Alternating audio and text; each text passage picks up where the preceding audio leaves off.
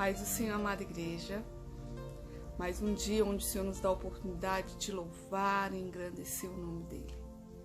Em Apocalipse capítulo 4, verso 11 diz: Tu, Senhor, é Deus nosso, é digno de receber a glória, a honra e o poder, porque criaste todas as coisas e por tua vontade elas existem e foram criadas. É muito lindo que a palavra de Deus diz, que realmente Deus, Ele é Senhor. E o mais importante, Ele é o nosso Deus.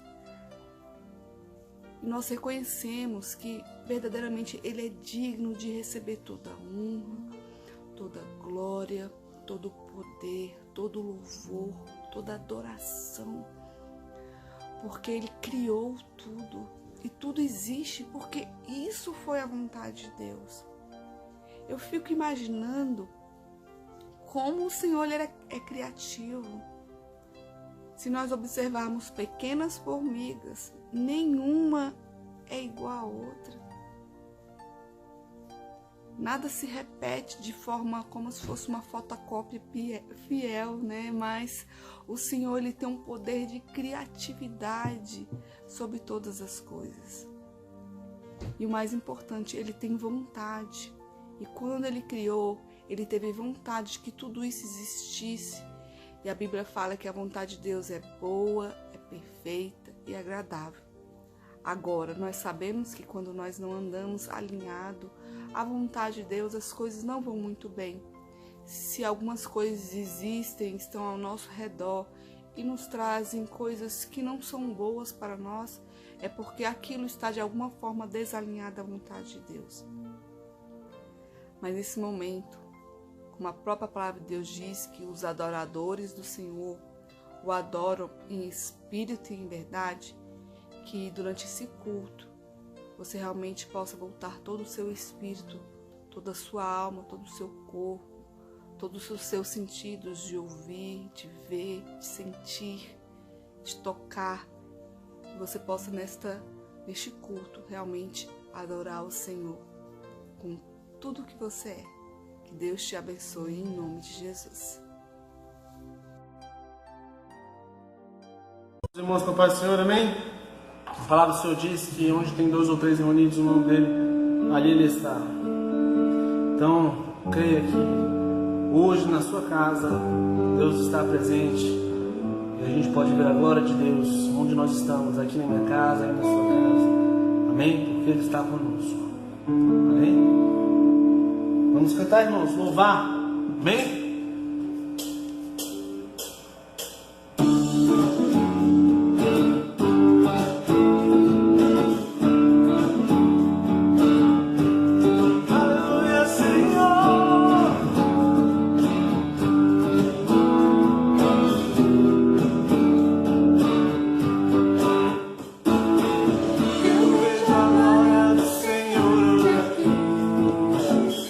Sua mão, seu nome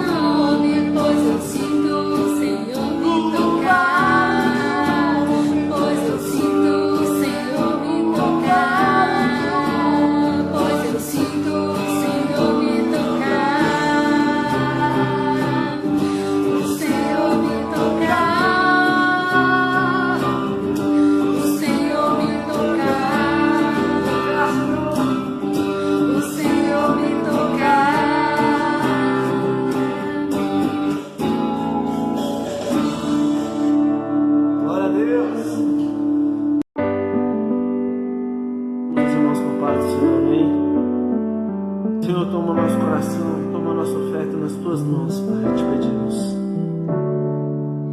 Este é o meu desejo, Senhor, te honrar com meu coração, te adorar.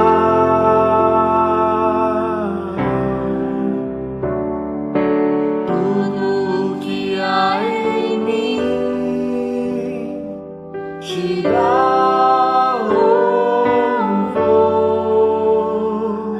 só te adoro, meu Senhor.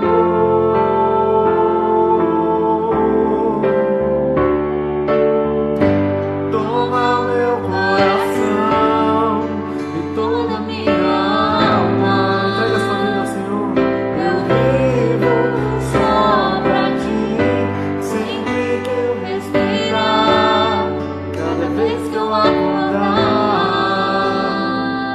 é o teu querer em mim. Faz o teu querer, Senhor. Esse é o meu desejo,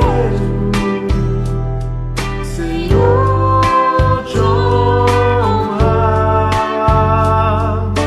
com meu coração, te adorar.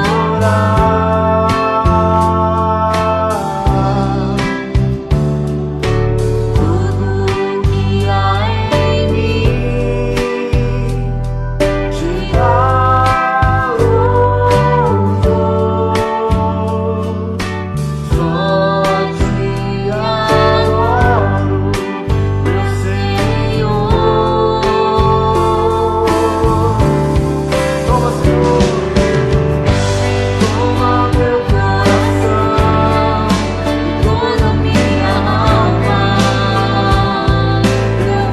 vivo só pra ti, sempre que eu respirar, cada vez que eu acordar,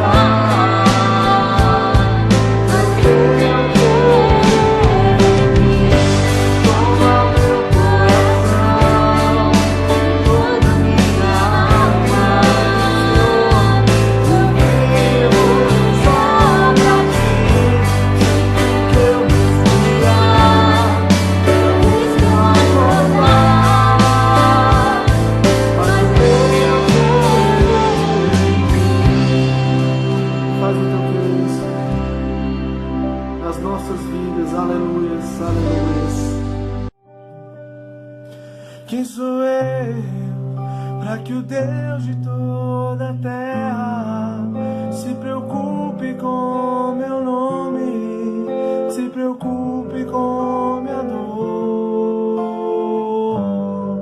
Quem sou eu para que a estrela da manhã ilumine o caminho deste duro coração? Não apenas por quem sou, mas porque tu és fiel.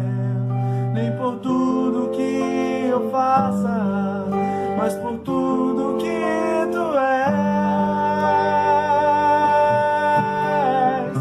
Eu sou como o vento passageiro que aparece e vai embora, como onda no oceano, assim como um vapor. E ainda escutas quando eu chamo, me sustentas quando eu clamo, me dizendo que eu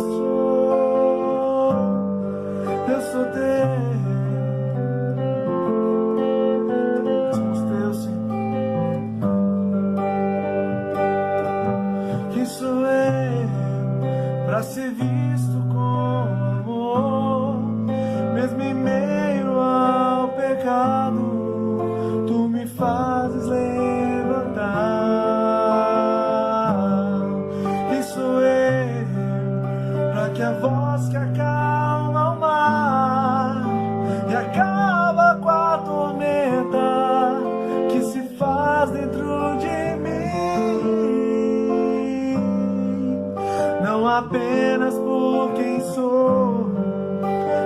porque tu és fiel, nem por tudo que eu faça, mas por tudo que tu és.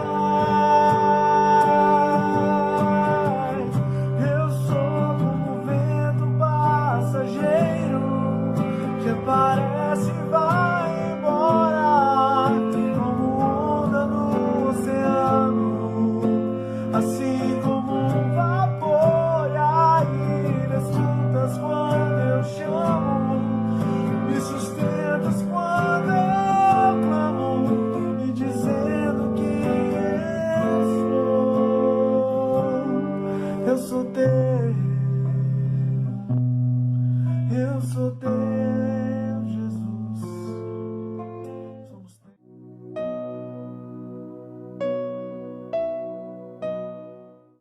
Graça e paz, igreja. Quem fala é pastor Rodolfo, e em mais um culto nesse domingo maravilhoso.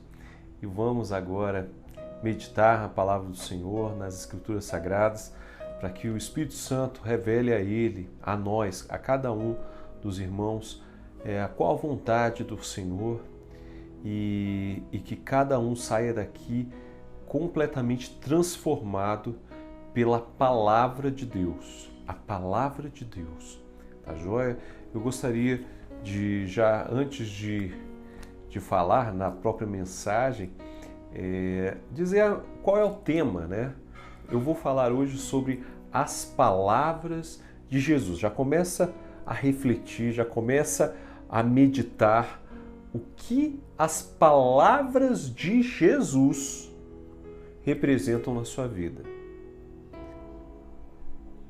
Ou a palavra, ou que palavra específica de Jesus faz diferença na sua vida. Pensa, reflita um pouquinho.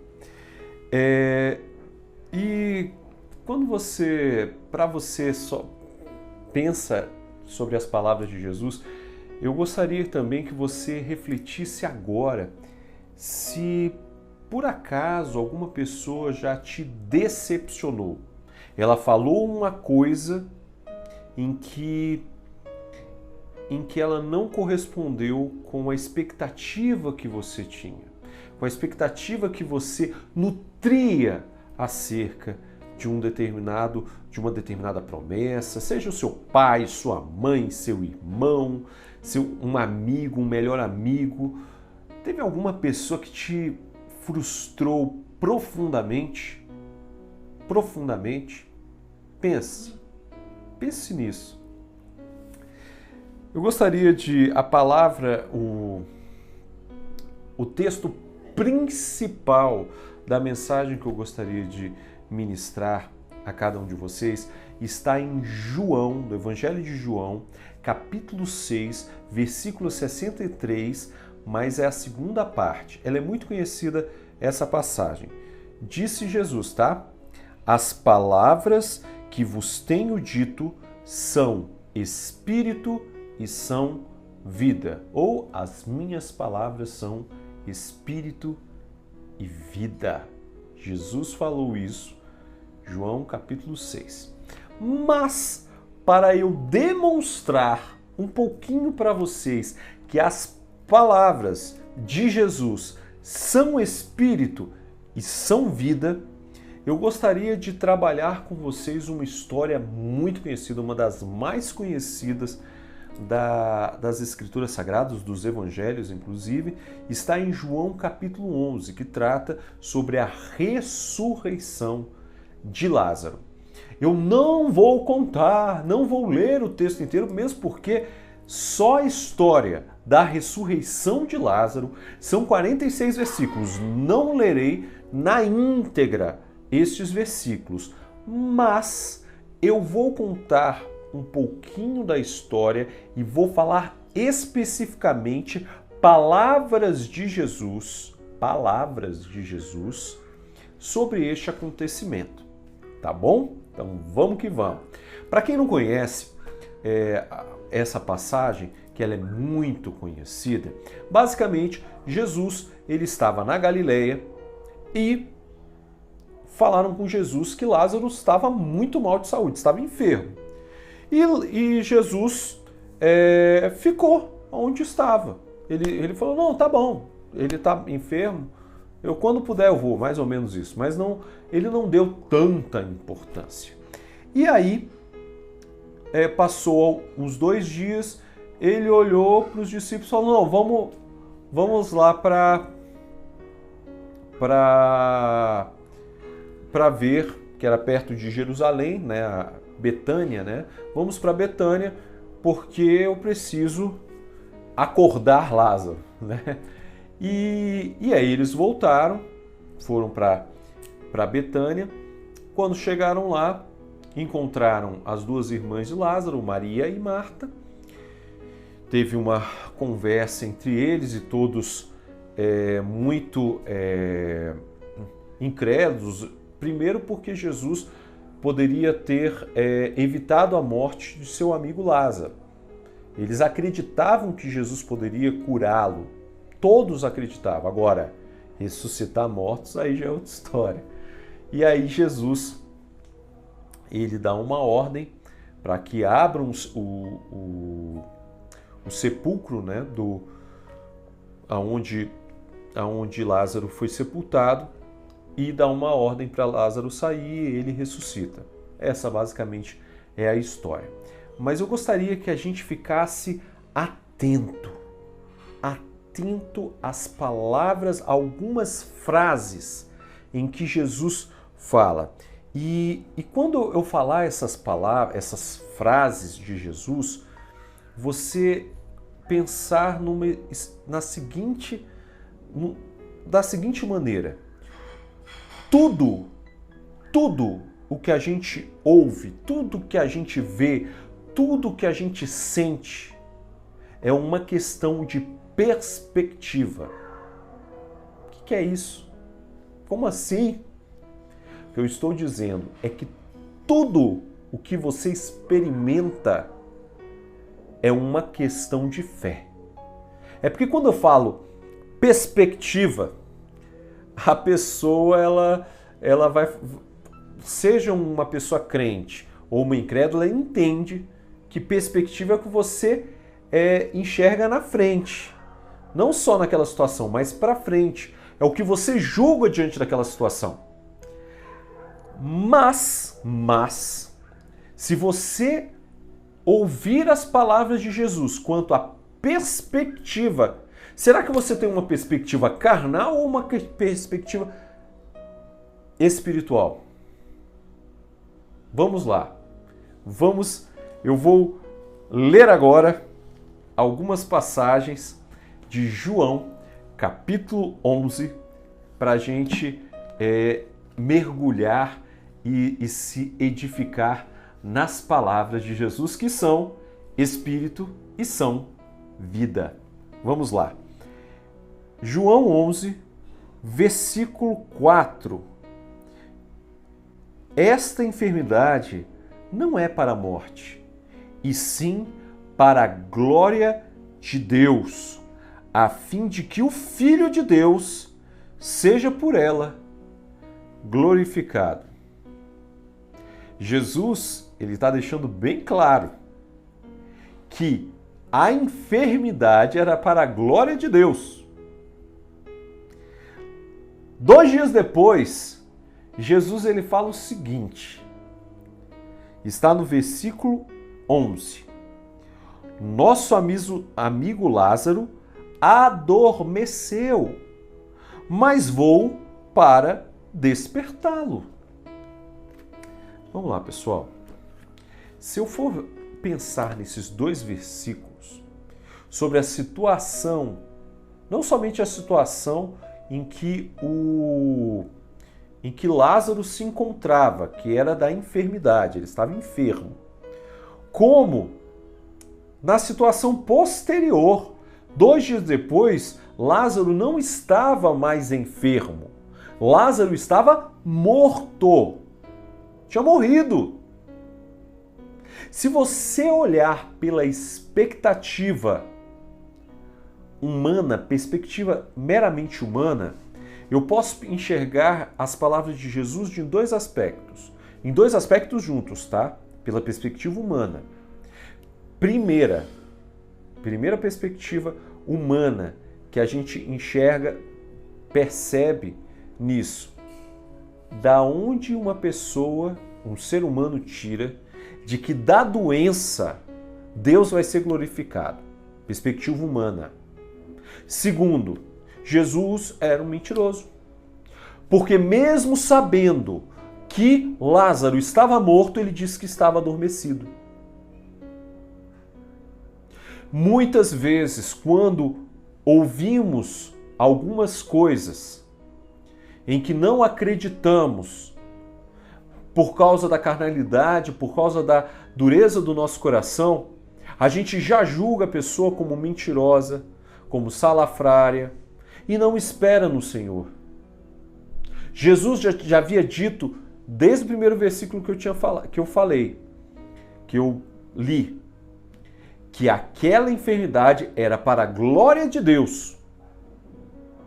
Se você pode enxergar, falou, mas por quê? Porque quando a glória de Deus se manifesta, não existe doença que permaneça.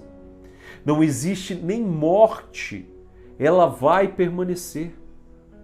Porque a glória de Deus, ela vivifica, e as palavras de Cristo, as palavras de Jesus são espírito e são vida. Pela perspectiva divina, Jesus literalmente iria acordar Lázaro da morte. Porque a morte é como um sono, é como um sonho. De repente você desperta. E Jesus, ele deixou claro que ele iria despertar Lázaro. Vamos para a terceira passagem das palavras de Jesus. Diz o versículo 25 e 26. Eu sou a ressurreição e a vida. Quem crê em mim, ainda que morra, viverá. E todo o que vive e crê em mim não morrerá eternamente. Pessoal, esse texto, pela perspectiva humana, ela também poderia colocar que Jesus é um mentiroso. Porque quantos crentes em Jesus morreram? Quantas pessoas, e continuam morrendo, quantos crentes em Cristo morrem? Mas Jesus diz que mesmo que morram, eles viverão eternamente. Porque existe uma promessa de que mesmo morto, essa pessoa ela vai ressurgir, ressuscitar para a vida eterna. Tremendo, né? Pois é, são as palavras de Jesus. E a última passagem que eu gostaria, na verdade não é a última, né? As últimas palavras de Jesus. Lázaro, vem para fora. Está no versículo 43. Lázaro, vem para fora.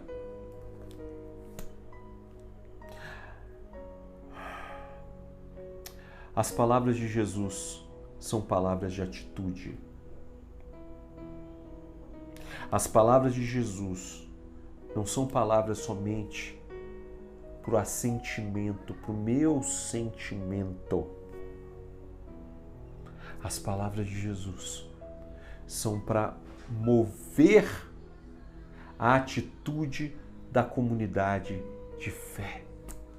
E a comunidade de fé, ela deve andar, deve avançar em direção à ordem de Jesus e à obediência em Jesus. Porque se você pensar bem, a simples palavra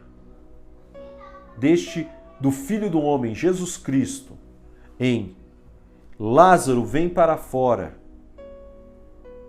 Lázaro, vem para fora. Isso fez efeito até em morto.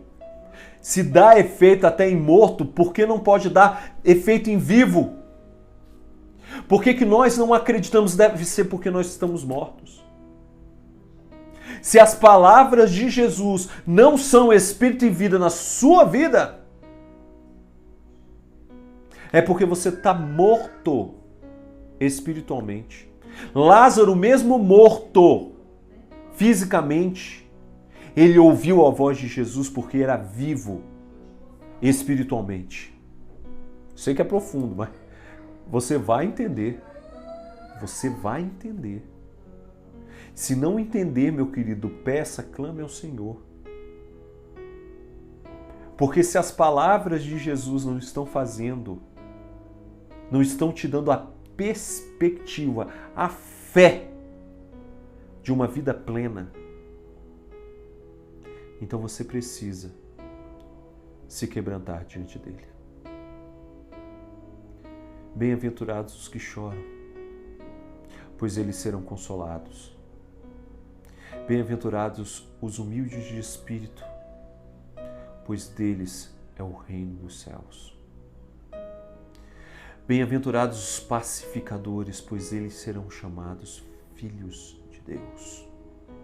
As palavras de Jesus, quando estão de encontro com os escolhidos dele, faz diferença. Porque as palavras de Jesus são espírito e são vida. E só para confirmar que tudo é uma questão de perspectiva, tudo é uma questão de fé, eu gostaria de ler o versículo 45 e 46, que foi logo depois deste milagre tremendo de um morto há 4 dias ressuscitar. Muitos, pois, dentre os judeus que tinham vindo visitar Maria, vendo o que fizera Jesus, creram nele. Outros, porém, foram ter com os fariseus e lhes contaram dos feitos que Jesus realizara. O mesmo grupo que assistiu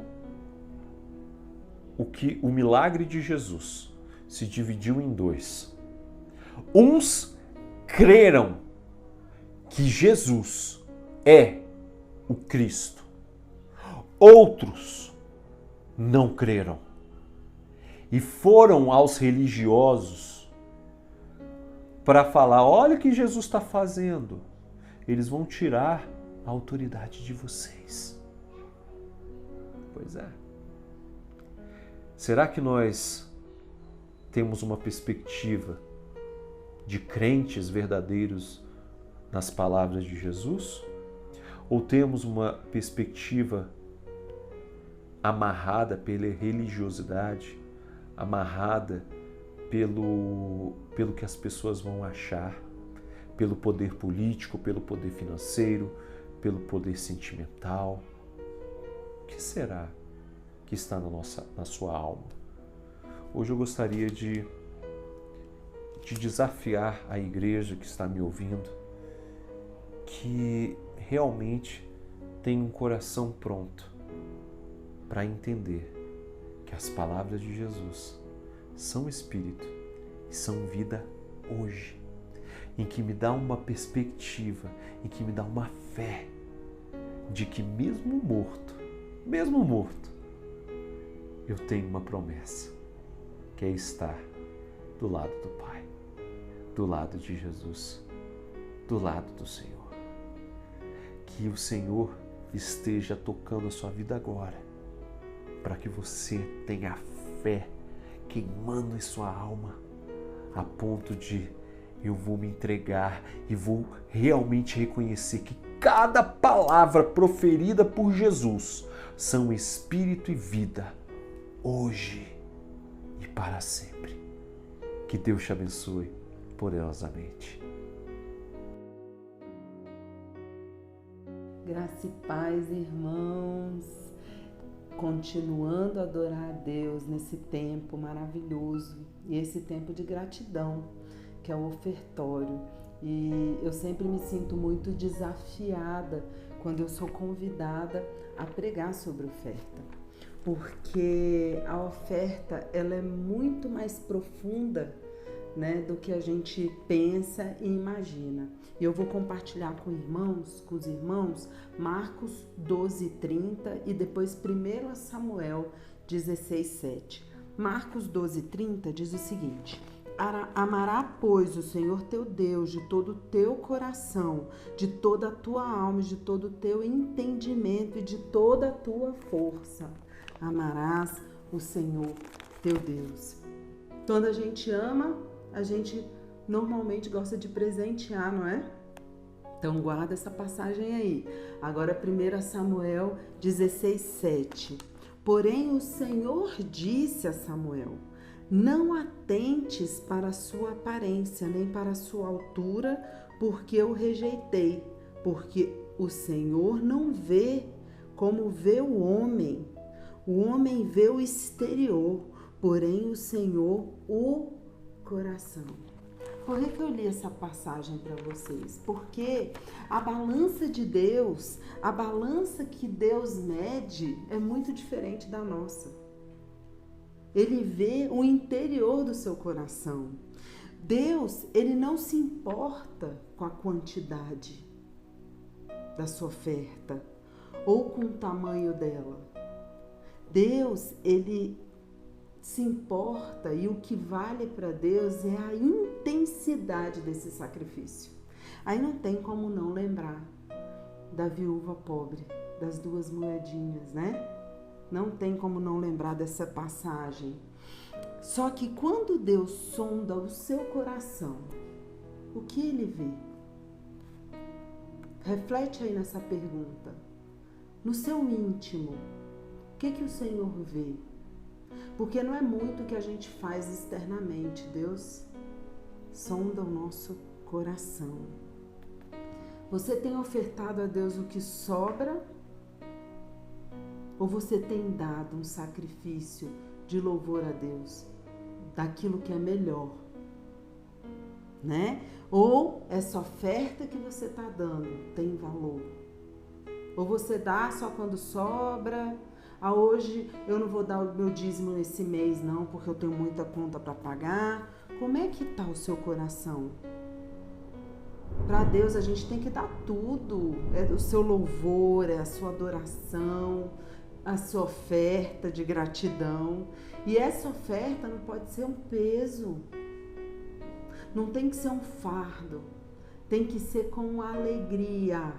Porque tudo que você tem, você só tem porque Deus te deu. Sabe? A gente tem que ter isso no nosso coração, que é uma oferta de gratidão. E outra dica que eu dou, não sirva a Deus só por desencargo de consciência. Sirva a Deus porque você o ama, né? Porque você tem consciência do seu amor e do amor dele para com você. Quando você ama a Deus sobre todas as coisas, dar oferta fica fácil. Dar o dízimo fica fácil. Então, se isso está sendo um fardo para você, irmão, sonda o teu coração. Pede para Deus, se tem algum caminho que não esteja reto, que Ele conserte no seu coração. Amém? Que Deus abençoe as ofertas, o dízimo e que se multiplique a 100 por 1 cada semeadura que você esteja aí entregando ao Senhor. Não fica na sua cabeça, estou entregando para pastor. Não, você faz para Deus. Amém? Tenha isso no seu coração. Você está fazendo por gratidão a Deus, não que Ele precise de algo seu, mas Ele quer o teu coração. E quando a gente converter o nosso bolso, realmente o resto tá fácil, né? Porque o povo é muito apegado ao dinheiro. Então a gente tem que saber que a gente está semeando, né? Plantando num terreno fértil, que é o terreno de Deus. Amém? procure a pastora Gabriela ou o pastor Michael, né? A conta da igreja está aparecendo aí também. Quem foi tocado por essa palavra e quer continuar fiel, né, nos dízimos, nas ofertas, continue nesse tempo de adoração, entregando o seu melhor para Deus. Amém? Pai, em nome de Jesus, abençoa todos os ofertantes, os dizimistas, Senhor, que o Senhor esteja, Pai, fazendo com que o celeiro deles transbordem, Senhor, prospera cada área da vida dos irmãos. É o que eu te peço em nome de Jesus. Deus abençoe. Pais, irmãos, pastor Michael, é com alegria, né, que prestamos a Deus este culto maravilhoso, onde louvamos e dedicando o nosso pensamento e coração ao nosso Senhor. E nesse momento, nós temos o privilégio de celebrarmos juntos a Santa Ceia do Senhor, memorial da sua morte e ressurreição, daquilo que Cristo fez por nós, o amor do Pai, a submissão do Filho e o entendimento que o Espírito Santo nos dá de tão grande ato em nossas vidas. Meus irmãos, nesse momento, nós iremos ler 1 Coríntios 11, do 23 ao 29, que diz: o próprio Senhor ordenou esse santo sacramento. Ele mandou seus discípulos que participassem do pão e do vinho, símbolo do seu corpo quebrado e do seu sangue derramado. Esta é a sua mesa. Esta mesa é para os seus discípulos, para mim e para você, meu amado. Que todos com verdadeiro arrependimento abandonaram os seus pecados e creram em Cristo para a salvação se aproximem e tome desses símbolos e, pela fé, participe da vida de Jesus Cristo, para o conforto e a alegria da vossa alma. Recordemos que esse é o memorial da morte e paixão do nosso Senhor. É também um testemunho da sua segunda vinda. Não nos esqueçamos que somos numa só mesa com o Senhor. Oremos. Deus Todo-Poderoso, Pai Celestial, que por tua misericórdia nos deste o teu único Filho, Jesus Cristo, para sofrer a morte na cruz para a nossa redenção. Ouve-nos, rogamos-te humildemente, permite que, enquanto recebemos esses elementos do pão e do vinho, de acordo com a sua santa instituição, nosso Senhor e Salvador Jesus Cristo, em memória da sua paixão e morte, sejamos feitos participantes dos benefícios e do sacrifício expiatório, em nome de Jesus. Meus irmãos, agora pegue o pão, né? O pão. O corpo de nosso Senhor Jesus Cristo, que foi partido por vós, vos conserve inculpáveis, outra vez eu digo, inculpáveis para a vida eterna. Comei, lembrando que Cristo morreu por nós.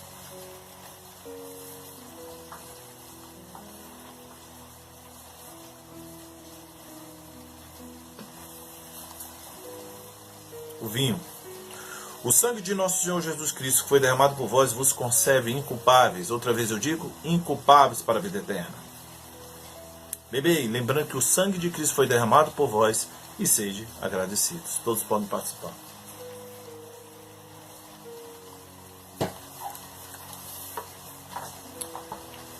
Grandioso Deus, maravilhoso Pai, nós te louvamos, ó Senhor, na manhã desse dia, pelo teu grande amor, ó Deus, por aquilo que tu fez por nós, Senhor. Obrigado, ó Deus, porque hoje nós somos justificados, livres da culpa, nós somos regenerados, nova criatura, nós somos adotados como teus filhos e nós somos santificados pelo teu Espírito. Pai, em nome de Jesus, Senhor, nós te louvamos por todo o plano da salvação que foi por nós. Nós te louvamos por Jesus Cristo, a nossa vida, que morreu, que sofreu, que o corpo foi partido, todo o sofrimento e o sangue que pagou o preço por mim e por todos aqui. Foi pago, ó Pai, por bom preço. Senhor, que possamos honrar tão grande atitude do Senhor para conosco. Deus, que possamos sempre ser participantes e te glorificar nesta terra. Pai, enquanto vivermos nesse mundo, possamos responder sua luz. Obrigado, Senhor, porque somos livres em nome de Jesus. Amém. Graça e paz, irmãos, mais um domingo na presença de Deus. E é com grande alegria que eu quero trazer uma palavra para os irmãos que encontra-se em Mateus 6, 7 e 8, que diz o seguinte: e orando, não useis de vãs repetições, como os gentios, porque presumem que pelo seu muito falar serão ouvidos. Não vos assemelheis, pois a eles, porque Deus, o vosso Pai, sabe o que de que tens necessidades, antes que lhe peçam. O que acontece? Deus, ele sabe o que a gente vai pedir, antes mesmo da gente pedir. Deus, ele conhece o seu coração. Deus, ele conhece aquilo que do mais profundo do seu coração. E o que ele está dizendo nessa passagem também é que a gente deve crer, não ficar pedindo sempre a mesma coisa. A gente tem que perseverar em oração, mas a gente também tem que saber que o segredo da oração é a fé, é crer que o Senhor te ouviu, é crer que o Senhor recebeu o teu clamor, porque muito das nossas falhas é justamente porque a gente ora sem acreditar que Deus vai responder ou se Deus ouviu. E Deus, ele sempre responde, lembra? Ou ele responde sim, não ou espera. Então vamos orar, e dessa vez com fé, crendo que Deus recebeu. Amém? Então oremos. Pai, em nome de Jesus, colocamos as nossas vidas na Tua presença. Eu coloco a vida de cada sacerdote, cada mulher, Pai, cada família na Tua presença. Ô Senhor, cubra com o sangue de Jesus, livra de todo mal, que o Senhor esteja abençoando, Senhor, esse culto de forma, Pai, que chegue a Ti, Deus, como aroma suave e agradável à Tua presença. Senhor, que o Senhor esteja confortando os corações e derramando, Pai, fé, o dom da fé em cada um. Pai, em nome de Jesus, oramos também pela nossa nação, pelo nosso país, que o Senhor esteja tocando a vida de cada governante, Pai, e que o nosso Brasil seja, Pai, um celeiro, Pai, de bênçãos, e que a nossa nação se converta aos Teus caminhos. Direciona, Pai, a nossa nação, abençoa a nossa terra, sara a nossa terra, Pai, em nome de Jesus, e que esse povo brasiliense clame a Ti e se converta aos Teus caminhos. Eu Te agradeço desde já, Pai, porque eu creio pela fé, Deus, que a nossa oração subiu aos céus. Obrigado, Pai, em nome de Jesus. Amém? Meus irmãos, agora nós vamos para a bênção apostólica, amém? Que a graça do Senhor Jesus e o amor de Deus o Pai e a comunhão do Espírito esteja em vós e para sempre, amém. Semana de vitória em Cristo Jesus, nosso Senhor. A boa notícia, meus irmãos, que terça-feira estarei pegando a chave do novo salão e a partir de quarta-feira iniciaremos as reformas, a adequação do templo para os cultos públicos. E isso é milagre de Deus, Quero informar os irmãos que querem participar das comissões da reforma, comissões da inauguração da igreja, comissões de toda a ornamentação do local. Procure eu ou a pastora Gabriela, em nome de Jesus. A vitória é nossa. Vivemos e viveremos um novo tempo em Cristo. Amém? Deus abençoe sua vida.